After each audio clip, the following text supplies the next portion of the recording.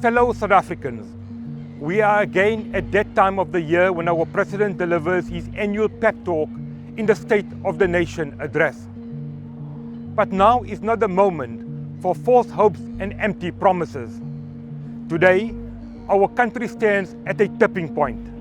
To stop our descent into a future of endless misery and hardship, it is imperative that we address the real state of our nation. In recent months, eminent voices have warned that South Africa is degenerating into a mafia-driven state. Our deepening electricity crisis is due, in no small part, to a high-level corruption and criminal cartels who have been looting our vital power-generating network of billions of rand. Meanwhile, organized crime kingpins, spearheading an unprecedented growth in illicit trade, have captured other key sectors of our economy. They are stealing more than 100 billion rand annually from the state purse by selling smuggled, counterfeit, and other tax-evading goods. They are amassing vast fortunes in offshore havens, and as a direct result, honest, hard-working South Africans are being deprived of the essential services which those taxes are meant to buy. 100 billion rand a year, that's 250 million rand every single day, is a breathtaking figure. It alone would pay for a basic income grant to lift half the population off the breadline.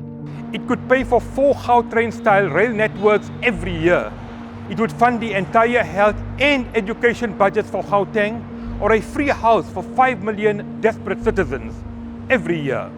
It could even buy solar systems that would take 100 small towns annually off the Eskom grid forever.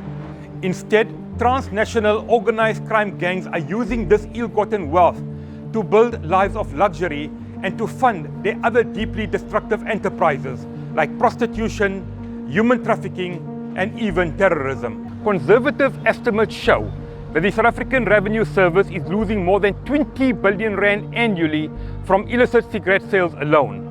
In truth, it is probably losing much more. More than 1 in 5 alcoholic drinks sold in South Africa is now illicit, robbing the economy of another 20 billion rand a year. And it's the same sorry story in other industries like clothing, medicines, and electronic goods. As well as the financial cost, this criminal activity stifles the growth of legitimate businesses and the creation of honest jobs, thereby deepening the decline in the living standards of the majority. It undermines the rule of law and encourages other looting activities like cable theft, illegal mining, and the construction mafia. In short, it has become a threat to the security of our families. South Africans are fed up with living in a country where crime is allowed to pay. Illicit trade is a real state of our nation. Our leaders can afford to tolerate it no longer. Join our new offensive against the criminals looting South Africa. Go to stopscafecapture.co.za today.